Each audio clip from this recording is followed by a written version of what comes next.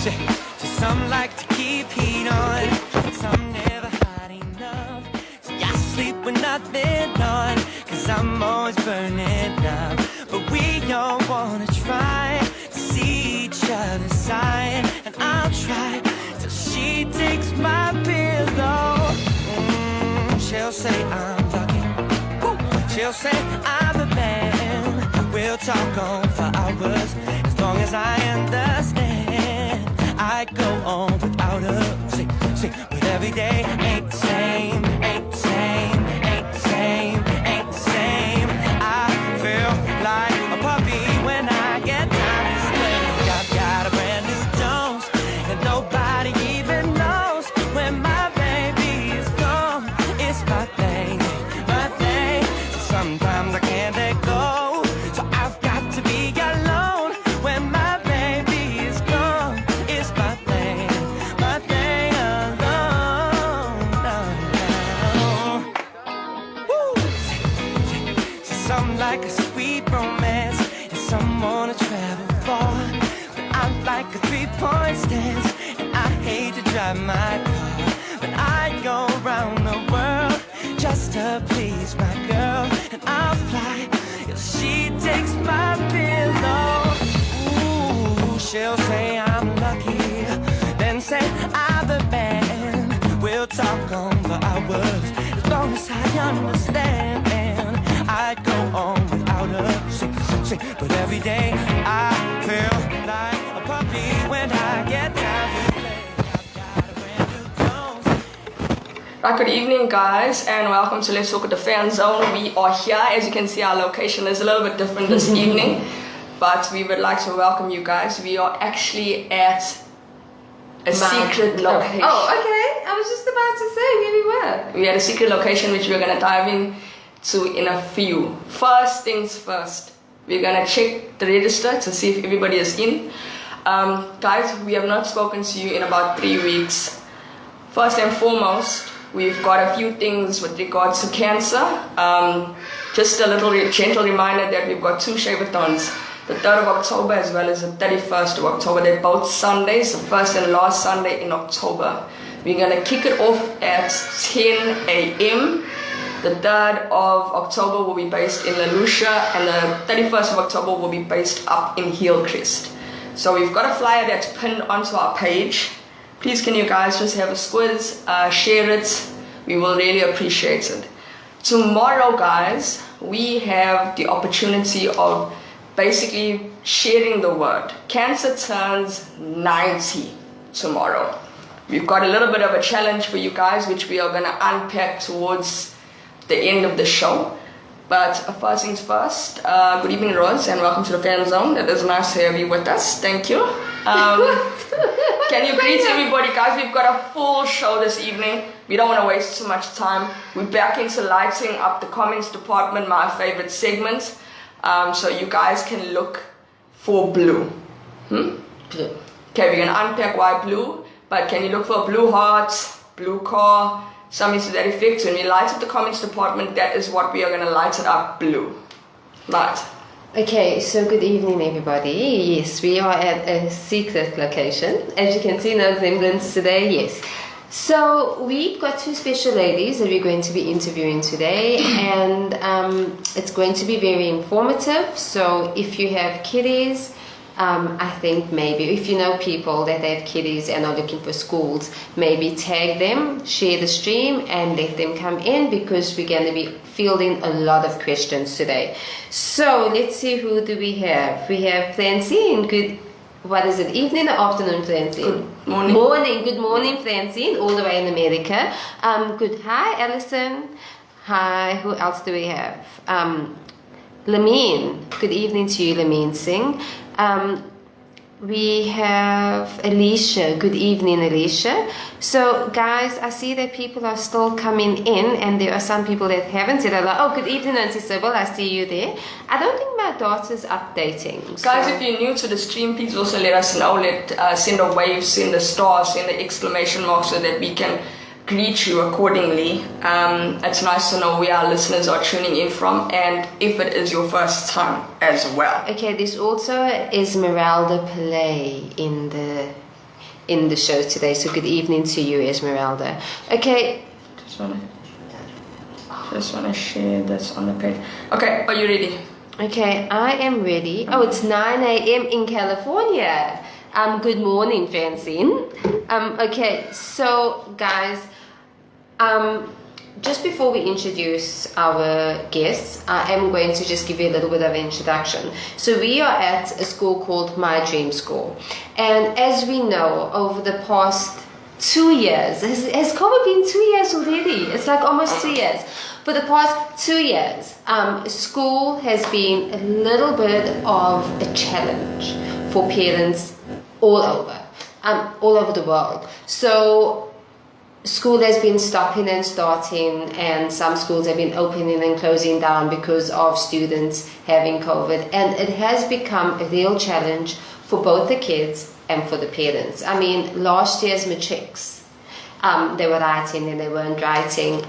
It's just been an endless challenge. So the school that we are going to introduce today might be a solution to all those challenges that we were facing going forward. So just something to think about. If you know someone that is looking, or if you know someone who is actually looking to change schools, now is the time to get them into the comments, to get them into the stream, so we can answer all your questions. Tony? Yes, that's me, I'm out. Please don't forget, we are looking for blue hearts, guys, preferably hearts, something blue, but preferably blue hearts, with regards to lighting up our comments departments. It might be a little bit later with regards to today's show because we've got a lot of things to get through. And then when I come back, we will talk about our cancer challenge. But from me, I am out. Oh, the 90-year thing. Yes. Okay. From me, I am out. Remember, it is Woman Crush Wednesday, guys. So we would like to welcome our two ladies to the fan zone on Woman Crush Wednesday. You guys can clap. Okay, you can take a seat. This way.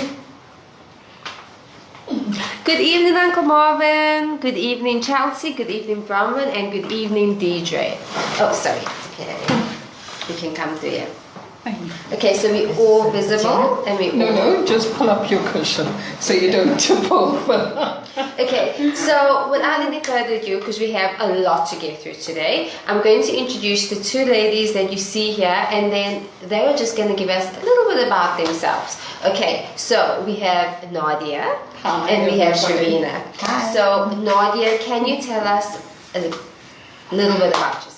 So I'm a therapist, speech therapist and audiologist, undergrad, and then specialized in neurodevelopmental therapy. So we look at all your neurodivergent people, adults, children, and so that's an area that I specialize in. Okay, perfect. And Sharina? Hi, I'm Sharina. I'm the director and principal of My Dream School, established almost 10 years ago. And yeah, the journey moved from normal mainstream learning and now we're going on to special needs. So it looks quite exciting and we hope to grow even more. Okay, great. So these ladies are here to answer a lot of questions. So over the past 2 years, as I have mentioned, we've had breaks in our education system. I think last year our kids had a max of maybe 4 months, maybe just a little bit over 4 months max of school time. And then they went into the closing down and the lockdown levels, and some schools had to close down like every week because they had a COVID case, so they were closing down to sanitize and then opening, which left our kids and our parents stressed. So we want Nadia and Sharina to give us a little more about the school and what they are offering in terms of bridging that gap, bridging those breakdowns in education, because the school that they are affiliated to is online, and also with it being online, it's very, how can I say, customized to each student. But I don't want to give it all away because I would like Nadia to actually explain it to you. I was absolutely blown away. So Nadia, I would like you to explain to the people in the audience, how you go about the online and the customizing to each student, what your school offers, the size of your classrooms. Right. Just give us a little bit about the school. I'm going to leave the educational aspects to Sharina as the educator, Okay. and I will talk about, the new initiative where we have inclusion of children with disabilities into, a mainstream school. Okay. Okay. So Sharina, do you want to address the education Okay. aspects? So COVID has affected all types of schools. It'd be unfair to say that we were not affected, but we went on an online platform from last year, so that makes learning continue. Right until last week we had a COVID case and then closed down again, but online lessons are carrying on. We're now planning to stagger so that lessons will be successful until the end of term 3. As far as our classrooms are concerned, we take up to 6 maximum. That's for a lot of individual attention that a child would need. And our lessons are an hour long, so that if there's any remediation that needs to take place, the tutor has enough time to work with the child on an individual basis so he can fill the gaps. But if there's learners that come from big schools to us, obviously the impact of COVID on their education, they will come in with problems where they had probably 4 months in a grade and now they eventually reach a new grade and they can't cope. So I assess them, we do a scholastic assessment, and to see how far back are the gaps. So if the gaps are wide, in other words, the reading is 3 years back or the spelling is of a 6-year-old and the child is 12 years old, we have to fill in those gaps and concurrently try and move with the grade that they are in. I think the key word here is individual. Yeah. So it's individual attention. So it doesn't matter whether your child is on the spectrum, whether your child has a learning disability, or whether your child is in mainstream. It's an individual assessment. So each child is learning to their own customized plan. Is that kind of a... we spoke about, obviously a individual education plan. Can you tell us a little bit more of it? Okay, so that is Nadia prepares that because she screens every learner and then she finds the challenges the learners are facing, and then obviously each learner will learn at a different pace, etc. So she designs that and hands it over to the tutors. Okay. So we think about learning, and mainly you will find in classes it's very much a visual and an auditory learning environment. And we all know that we do different things to learn. A lot of us doodle, draw pictures, that sort of thing, mind mapping. So we need to look at what are those strategies that help each child learn better. So we talk about a multi-sensory approach to learning. And in terms of an individual educational plan, all your children who have some difficulty, whether it's ADHD or on the spectrum or Down syndrome, whatever it is, your child, your day as a parent is crazy.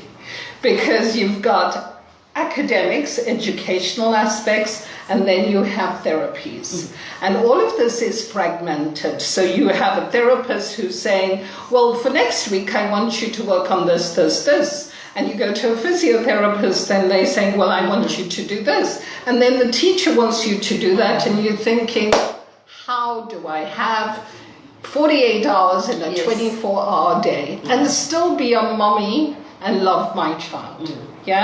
So an individual educational plan is about integration. So we bring the therapy aspect into the academic aspect. And what we do is, because if you constantly do something, you have better carry over, so that we integrating the therapy into the classroom, and your success rate is that much better. Your teachers also understand what is happening in therapy, and your therapists understand what's happening in the classroom. So they're talking to each other. Exactly. That there's no in between, Yeah. parting letters around or any of that. Yeah. Okay, as everybody knows, autism is one of my, obviously, close to my heart because I've actually spoken about it. My son is autistic. And listening to you speak, talking about being a mummy, going to the therapists, taking your child to all these separate things, I just want to go back to 2020, March 2020. Okay, so March 2020, when the country was put on lockdown, our kids were then sent home with work to do at home. Yes, we had to go pick up the Packs. work. Yeah, pick up these packs at school and then go home. Now, a mainstream kid can still sit down and learn, but the challenges as an autism mum was absolutely, I can't even explain the challenges I faced. Firstly, Jude is on Ritalin, and only on Ritalin while he's at school. So now in the home environment, I wasn't giving him Ritalin. So I was trying to work with Jude, do all his work without him being on Ritalin. And both of us were like pulling our hair out. Until it got to a point where I phoned up the doctor and I'm like, look, this is the situation, this is what is happening. He's like, Roseanne, when you're doing schoolwork with him, you need to put him back on the Ritalin just so he can focus. Because what's happening is he's not focusing. You don't know how to deal with this because I'm not a teacher. Yeah. And it was an absolute nightmare for me trying to work from home. My daughter's in grade 11.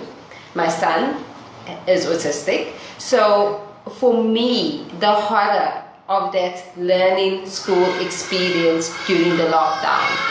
So you had a meltdown. Yes. So now you know I was what it's very, like. I was very close to completely losing That's everything. it. Because obviously of you're course. working from home, so the demands of your job. Yeah. But at the same time, you have to teach. And you're not teaching one child, you're teaching two kids. So it's and the fact that they had Zoom classes helped a bit. But the Zoom classes were like every second day. So the in-between days it was. And then obviously I went back to work. But the kids were still at home. So I go back to a full day's work, come home and help us 4 or 5, and then I have to start trying to do work with the kids. So, guys, we don't know what the next 2 years are going to hold for us. And I think a lot of parents are actually rethinking their choices of school. I know a lot of parents that are opting for the online. There's a lot of institutions that are offering exclusively online, some online, some actually where it's face-to-face. But I think that COVID has actually changed everybody's way of thinking, and it's pushed us to a virtual platform, and we have to evolve with it because I don't think that in the next few years classroom teaching is actually going to be a constant. There's gallery breaks. South Africa's on the 4th wave. Some other countries are on their 6th wave and their 7th wave. So we know that this is going to carry on for at least the next 2 years. So your child's education and your child's schooling obviously needs to move with the times. So we've covered, what is the time now? 20 past.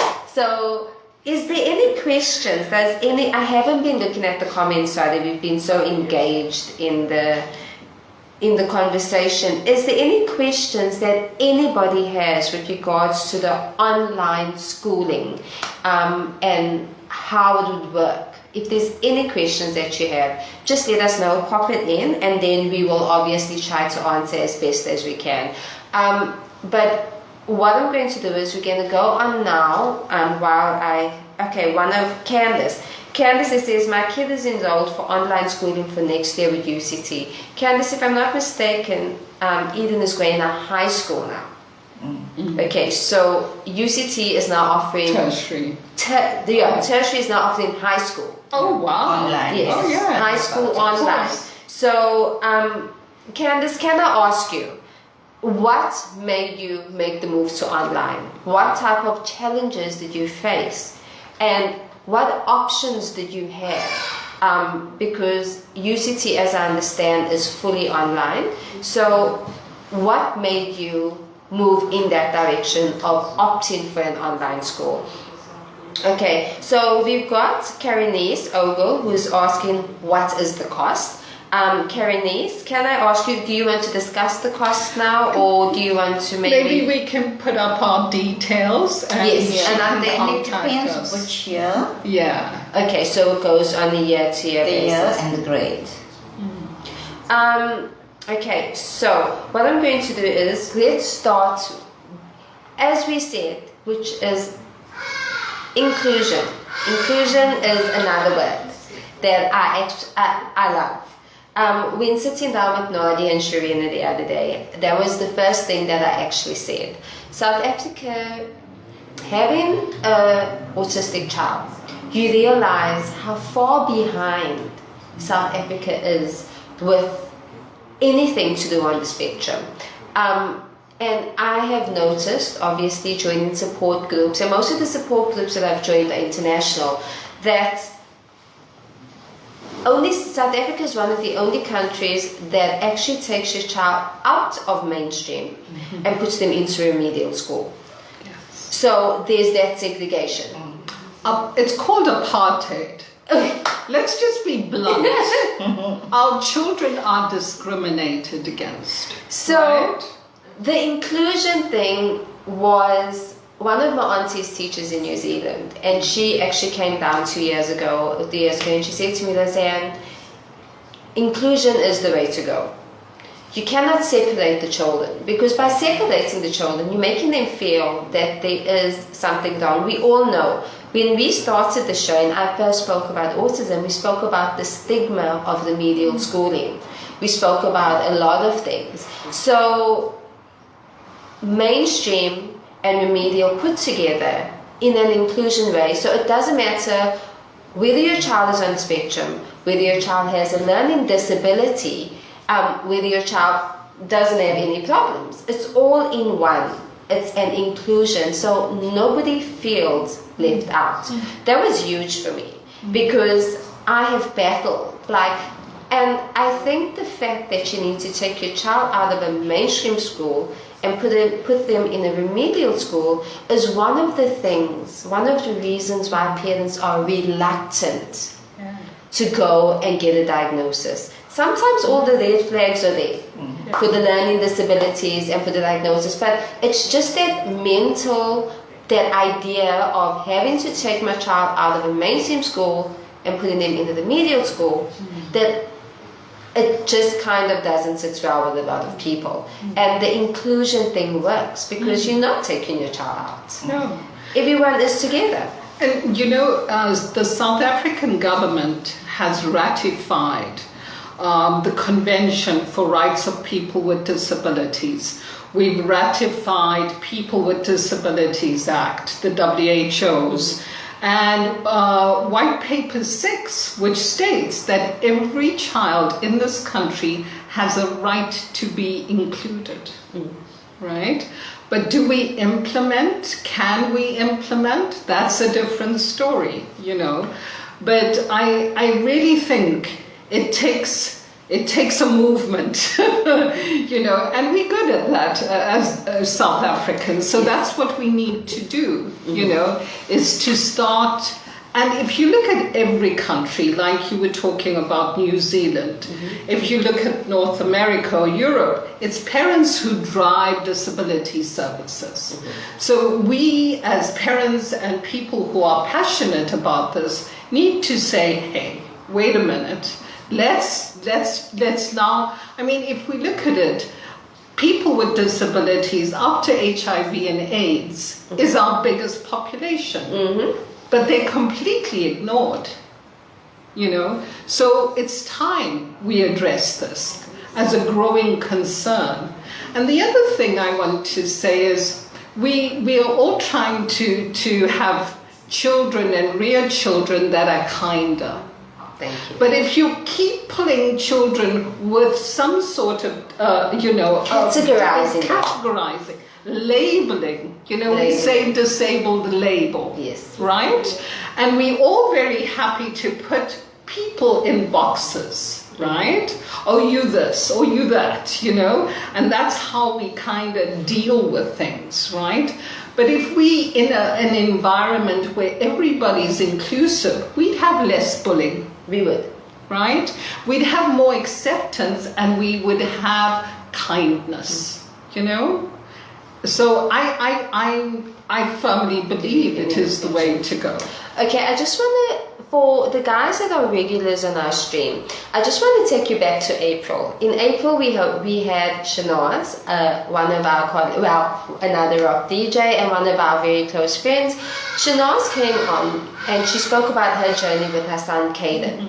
And she spoke about the fact that she had difficulty finding a school because Caden is nonverbal. Oh, wow. So what happens is, because your child is nonverbal and cannot communicate, there are very little schools in South Africa that can accommodate a child that is nonverbal. Almost none. Almost none. Thank you. So Yeah. basically, this school, My Dream School, is one of those schools that can welcome a nonverbal kid with an individual education plan, because Caden, who is nonverbal, would be learning the way he actually communicates, which I think is absolutely phenomenal. That's it's a step in the right direction for all of our kids that are on the spectrum. Before I actually go to my next point, I'm just going to read out some comments. Okay, so Candace, I asked the question, what made her go online? The school time is not working. Losing out on so much work, in my opinion. I personally feel that Eden needs structure. COVID isn't going anywhere anytime soon, and COVID cases at schools are crazy. Okay, so we have Martine Stalls. I know online is the future, but my boy loves routine and loves hands-on practical activities, and online will not do it for him. He attends MDs and he enjoys school.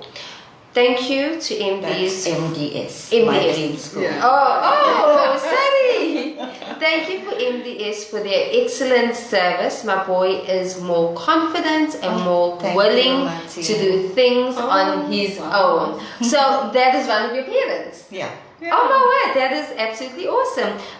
Martine, can I please ask, what grade is your son in? Okay, so Alison is replying to somebody else. Okay, Theo. Hi, Theo. Okay, the stigma is that your child is dumb. Okay, to put it bluntly. Then there is cost of the medial schools that many cannot afford if the school is a distance away from the home. There are solutions though. Okay, Theo, I just want to go back to that. Okay, so when I actually got Jude's diagnosis, I went and I started looking at schools. And it was, this school doesn't take you because your IQ is too high. Your IQ needs to be below a certain point.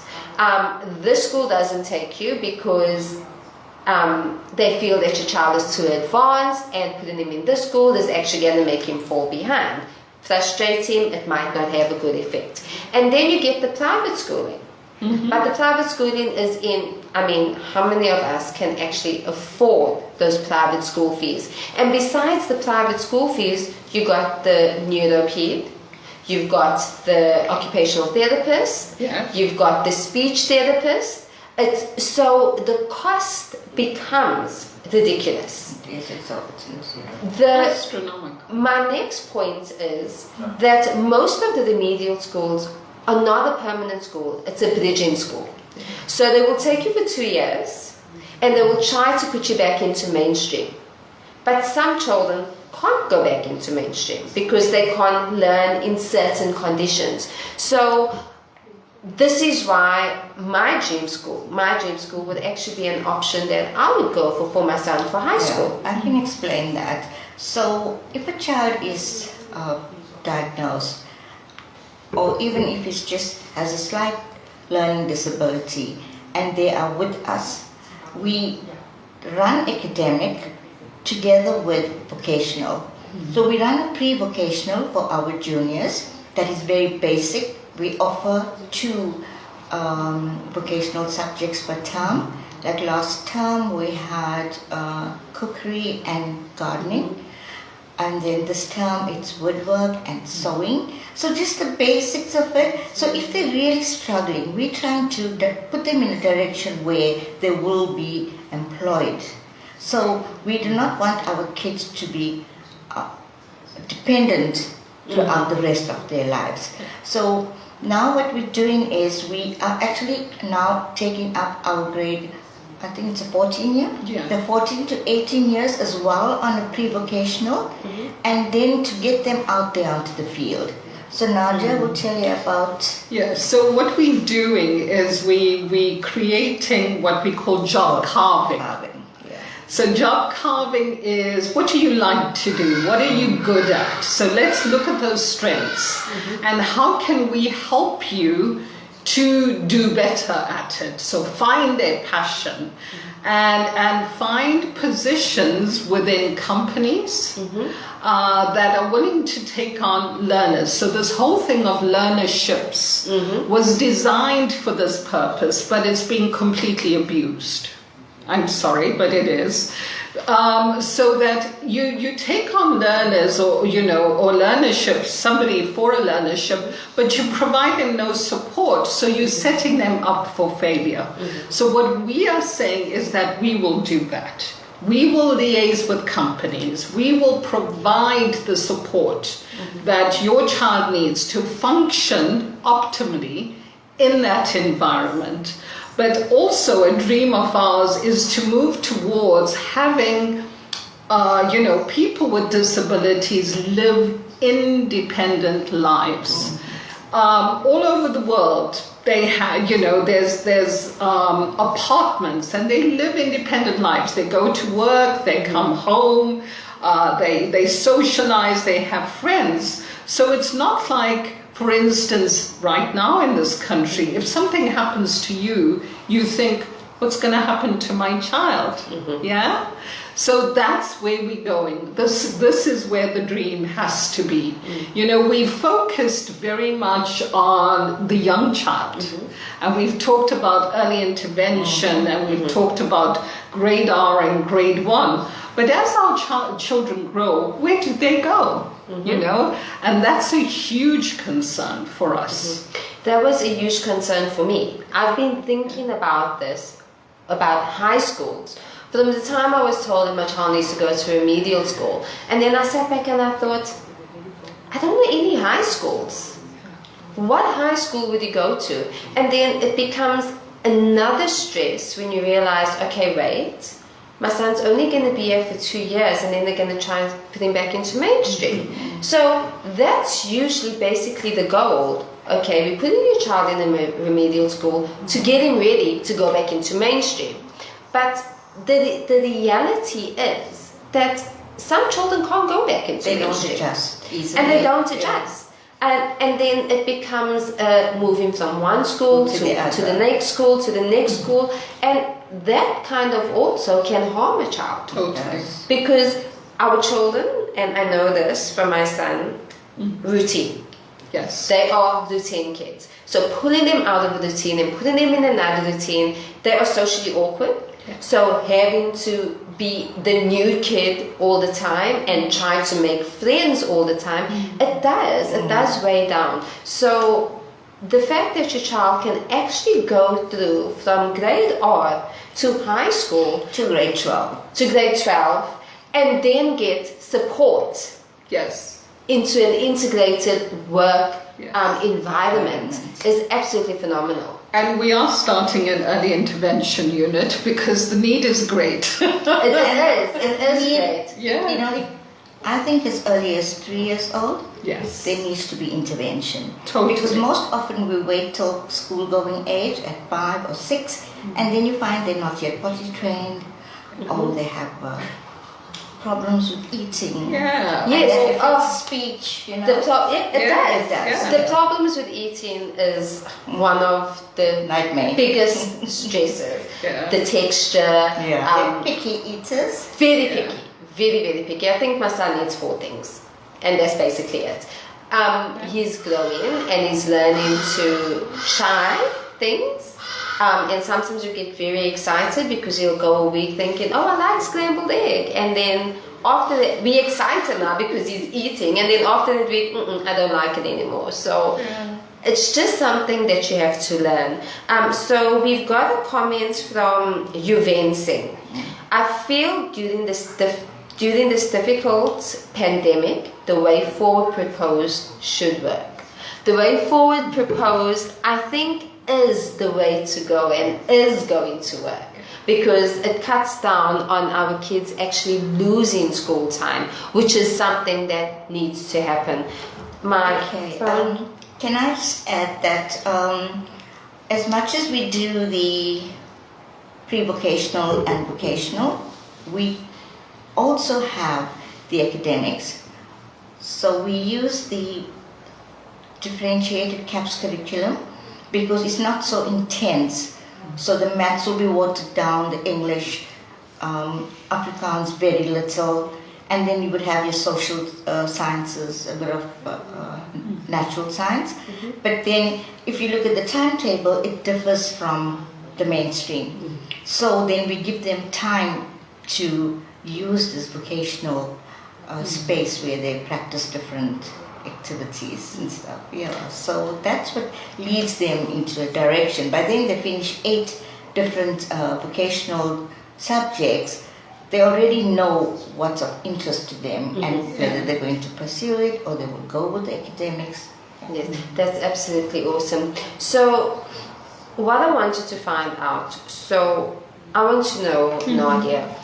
So, I'm a parent, and what are the red flags to look for? I mean, because everybody knows the flapping of the hands, the walking on the toes, the stimming. Everybody knows the most common signs, but not each child is the same, and not each child displays the same characteristics. I'm not going to call it symptoms or behaviors. They don't. Yeah. So if I at some point feel, okay, Jude keeps doing this, or he's struggling with this, and I feel that, you know what, I would like to take my child in, just to get an assessment. Is that something that you guys do? Yeah, we do, definitely.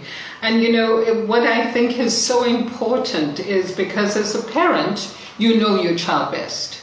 You are the expert on your child, not a therapist, not a doctor. You go into a doctor's office and he sees you what? If it's a good doctor, maybe 15, 20 minutes, right? And that's the first time he sees, and maybe he'll see you 6 months later. But you know your child best. And parents have a gut intuition that something isn't quite right. And when we look at autism, it's an umbrella term. It is. So you were talking about your son being quite high functioning and his IQ level being very high. And schools are saying nobody needs to be way lower than this to fit in here. So there's a whole sort of variety. But I think as a parent, when you have a gut instinct that says to you, something's not quite right, don't wait. It's best to go and say, maybe it's just me, but I think because of this, and this, that something might be, amiss here. I think a real red flag is when children don't develop language Yes. or speak when they should.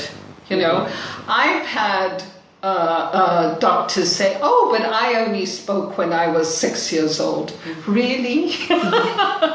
You know what I mean? So the things like the stimming and the flapping of the hands, that's not typical. That's so not typical. But you have a child who maybe just becomes stressed out at a mall. Or cries, you know, because he's absolutely petrified of a change in routine, you know. But the language thing is huge. It's a huge red flag for me. That was, I think Yeah. that was one of my red Yeah. flags. But at the time, I also have a speech defect. And I thought that Jude was imitating how I said the word. But he sounded very babyish. Even when he got to grade R and grade 1, he was still sounding like a baby. Yeah. But it was weird because you could see that he could comprehend Yes. and comprehend a lot. Yes. But his voice and the way he spoke just didn't match what His he... growth. Yes, his growth. And so I actually started taking him to speech therapy because I thought it was... An articulation. an articulation difficulty. difficulty. And I think he was in speech therapy from grade R right up into grade 4. And nobody said to you And he's there might be more. No, he actually started getting better. Yes, he you got would. it did work. It helped him. It helped him with his pronunciation. It helped in a lot of ways. He stopped sounding like a baby.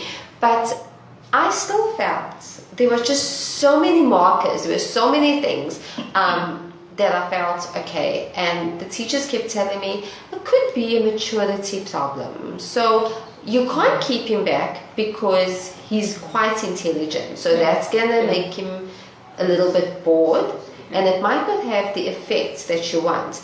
And in saying no to kids are the same, I kept my daughter back in grade R. And for her, it was a maturity thing. And when I kept her back, she flourished. Yeah.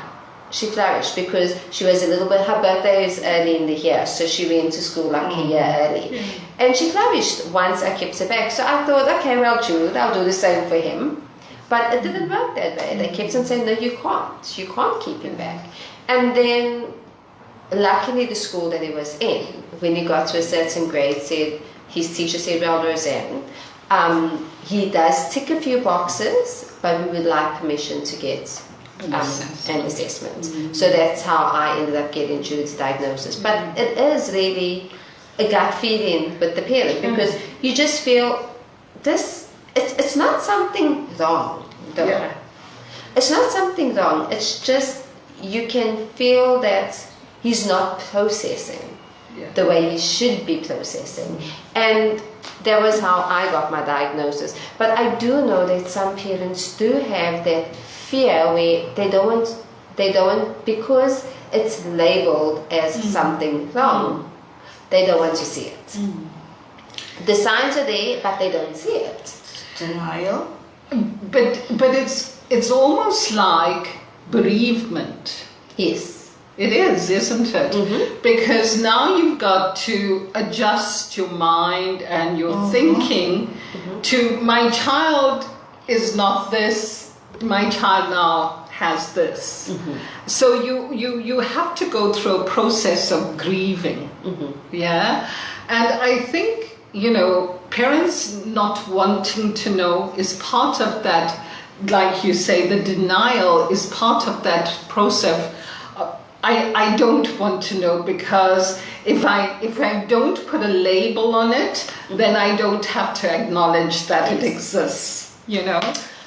There's one thing that just came to mind, and you and I spoke about this when we spoke last week. So we do know that internationally, when your child gets a diagnosis, the parents and the family that live with the child also gets integrated in this process. So counseling is also integrated for the family. I got my diagnosis and It was like, yeah, this is what's going on, this is what needs to happen, and then we go home. Yeah.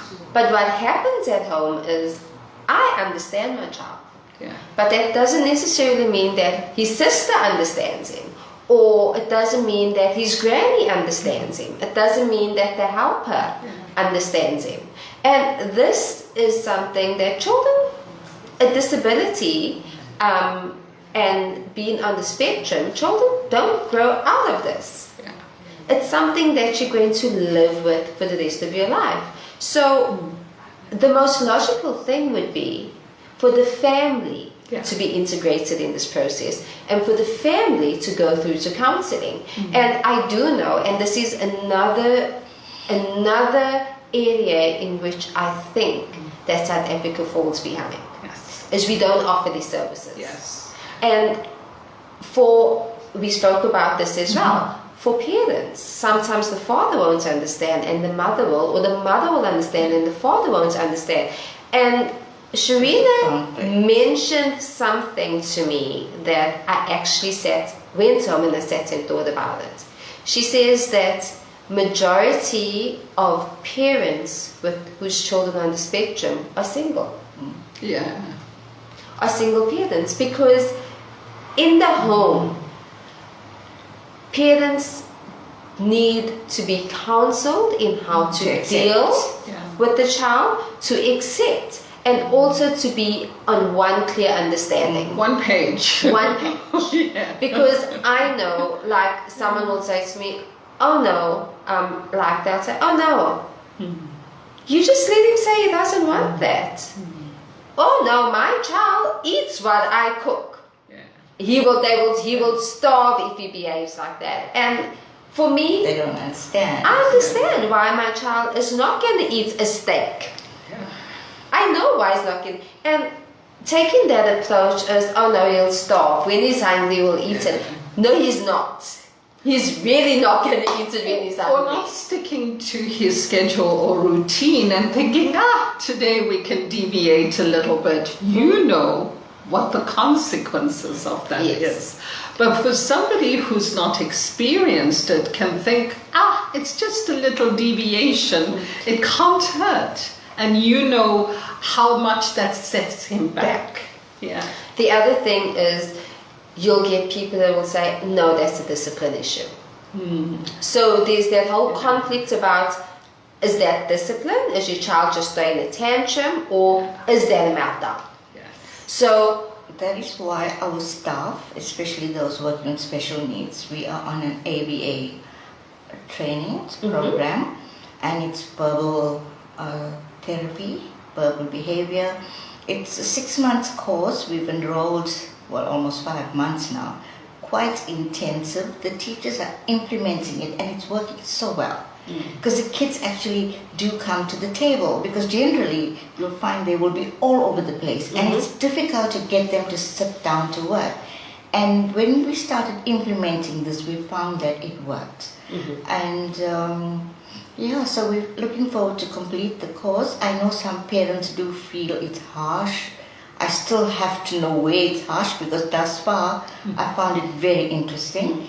And as Nadia mentioned, we will chop and cut and use what we need. We don't have to follow the whole thing.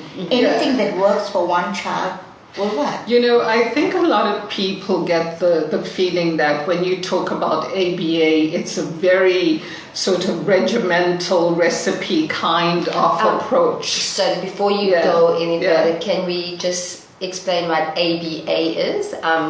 Because I know a lot of acronyms get thrown around. Okay, so it's Applied Behavior Analysis. Okay. Okay.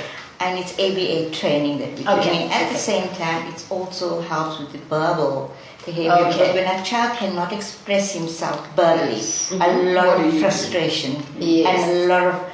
that's where meltdowns come from. Exactly. Yeah. So we're also working on that. And the videos of this program, when you watch it, you really want to just go and say, okay, that is the child that I know, and this is that child, and you just want to go and implement, you know? Yes. So we will have a talk about that to our parents once we are done, get our certificates, and have a meeting with them. Yeah.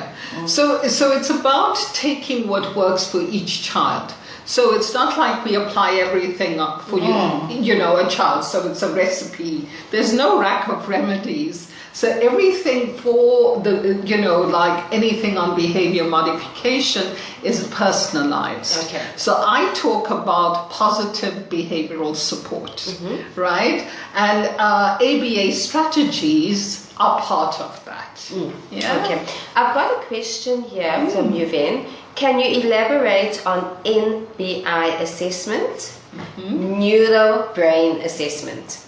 Okay, the NBI is a neuralink brain instrument. It is a tool that does brain profiling. Okay. And it's done from 4 years up to adult. So you get like 4 to 6 years would do it via pictures, obviously online, because they're not ready to read. Okay. And then you get 6 to 9 years, 10 to 13 years. It's done in different stages of their lives. And what it shows you is it explains why the child behaves the way he or she does. Okay. So you get a child that's a left brain thinker or a right brain thinker. So at 4 to 6 years or 4 to 9 years, there's not so much of information in the brain that one could decide, okay, a whole lot of things about the child. Besides that, his brain is wired such, he is more of a right brain thinker, and at times it gets confused with an ADHD child. Yes. A right brain child wants to be all over the place. A right brain child is the so-called drama queen, the one that wants to appear everywhere and anywhere and wants to disrupt the class, and then the child must go on meds. And I totally disagree with that from that point of view.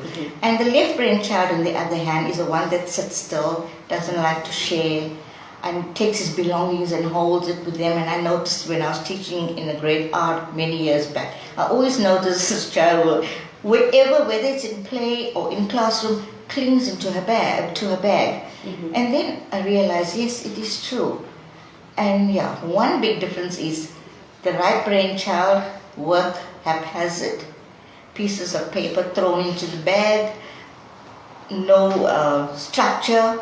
But the left brain child, you take the book, everything's organized, the work's Okay. done. So, yeah. But we're not saying that they are the best child if you're left-brained.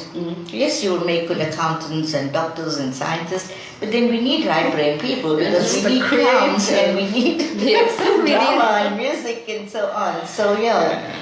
Okay, so you touched on medication. But I think that is a story for another day. Yeah. Because there is so much. much. Guys, we could sit here and talk for hours. There is so much you can speak about in early development. And you must remember, we're not only speaking on autism. We're not only speaking of We're talking autism. about We're speaking all. about on the child holistically. Yes, but So we include Down syndrome, CP, Cerebral Oh, palsy. ADHD. Yeah. We have them all on our campus, all integrated, all learning from each other and loving each other, because when they're out on the break, you would find no difference. And the kids that's in the mainstream, they are so willing to embrace them. If they're on a wheelchair, they would help them carry them around. If they need help with the walker, they will do that. And then you find that these kids play, they dance together. That's so much fun. And I just look in total awe, that they are just God's children, all of them. Yes. And nobody's different. that is you know? absolutely awesome. And I think that it needs to be encouraged more. Yes. It needs to be encouraged more that everybody is uniquely different. Yeah. And you need to be accepting. So that is, guys, I can't even. When I heard about the school and I heard about the inclusion, I was absolutely ecstatic, because that was one thing that I wanted for my kid. Because the school that he's in is a remedial school, and he only has his friends there at school.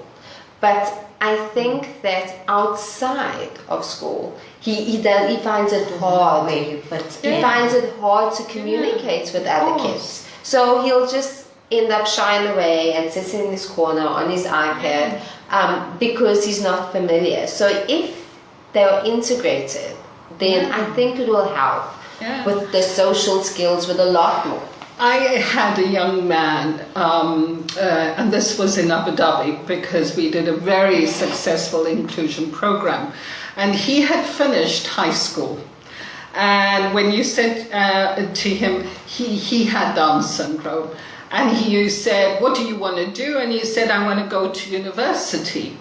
And his parents said to me, "That's not possible." And I said, "But why not?" Right? So it was just making those links and saying to the university, "Are you willing?" And he had a couple of things he wanted to do. And I said to him, "Okay, that's great, but what are you going to do with your time outside those classes?" And he looked at me and he said, he wants a business. And I said, "Okay, we can do that. So what?" You know, so he was thinking now, what was this? So we came up with the idea that he was going to sell water. Okay? So bottled water. Okay. Right? We got him a little golf cart so he could go across campus with his water, right? And people just loved this, right? So everybody supported him.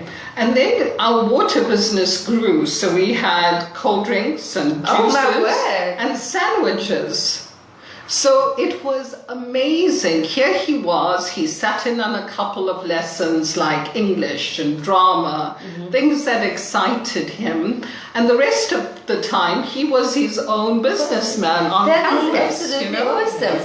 That is absolutely awesome. So guys, it is almost 7 o'clock and Tony's decided to come back to make an appearance. So guys, this is not the end of this discussion. Okay, so Nadia and Sharina are very interested in opening up a personal discussion, maybe on a bi-weekly or on a monthly basis, where parents can come onto the show and actually ask questions. And if you're not so confident to ask in the show, I can give you all the details so you could have a one-on-one. Sure. So I'm going to post all the details for all the contacts that we have for the show. And if you're not one of those people that want to listen in on the conversation, there is a lot to cover when it comes to early development. Like we said, whether it be on the spectrum, whether it be a disability, whether it be just a normal kid. So we would like you to actually give us some suggestions. You can post it in the comments, you can pop us a message. What would you like our next session? What would you like us to speak about? We've got a whole range. We've got ADHD, we've got dyslexia, we've got depression in kids. There's a whole range. If there's anything that you think of that you would like us to speak about, please drop us a message and we can get that ball rolling. Tony's dancing around here. Can we squeeze? Okay. So on behalf of the fan zone, we would just like to thank you guys so much for your time, for giving us the opportunity to meet and also chat with you guys. It is our second appearance meeting these two lovely ladies. It was definitely Woman Crush Wednesday, as you can see. We've got two things to chat about, all cancer related, before we say goodbye to you guys. Number one, cancer turns 90 years old tomorrow, right? Guys, I've got a challenge for you. So for all the 15 people in the stream, I am asking, I am begging, I am pleading. Is there by any chance any way that you guys can at least donate 90 Rand to this campaign by latest tomorrow? So I'm going to drop all the links, I'm going to drop the flyer. You're more than welcome to donate anything more. That's such short notice. Yes, I was only told. I'm an influencer for cancer all of a sudden.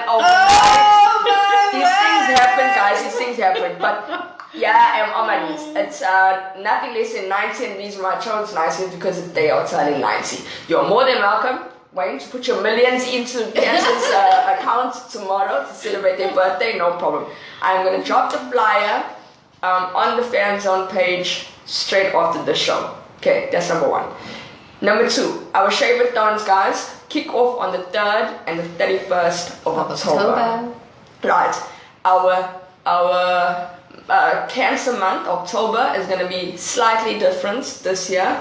Roz is looking at a different angle in which we're still going to have guests on our shows, but their link to or involvement with cancer will be slightly different. Okay, so let me elaborate on that, because if there's anybody in the comments or anybody that listens to the show after, maybe you'd actually like to come on board with us. So last year we had Cancer Warriors, Survivors that came in and took us a walk on their journey with cancer. This year we would like to speak to family members. So if you had a mum that suffered with cancer, we would like to hear from a child's perspective your journey with cancer. If you had a loved one, even if you had a best friend that had a journey with cancer or had. I had. Oh, you did? Okay. You are more than welcome. Oh my word. Okay, so we would like to look at it from a friend's perspective, a mum's perspective, seeing your child go through that journey with cancer, or a kid seeing their mum, or maybe you watched your sibling or you were with your sibling on that journey. So we would like, if anybody is willing to come on board and to share their journey with us, please drop us a message. My last and final thing that I need to say to you guys, we are going to light up the comments department blue today. Right, now blue coming from the autism color. There's a specific song that I'm going to play today. It's actually, the song actually comes from a video that came from Nadia with regards to showcasing My Dream School. I am going to post it as well as this show link on the page after the show as well. Guys, you know the story. The song will play. We're gonna blow up the comments department or blue hearts. Why are you smiling? Blue hearts. This is my favorite segment. We have not done this in a long time. How can you see me smiling? And we've got guests. Please don't embarrass us, guys. You need to see those hearts flying all over the show. Right, we are going. From us, good night. Thanks, guys, so much for tuning in. Have you guys got anything that you'd like to say? Thank you, and we look forward to engaging with you and getting some feedback as to what you would like us to chat about going forward. Yeah. Okay, thank you for viewing. Okay, is the song starting?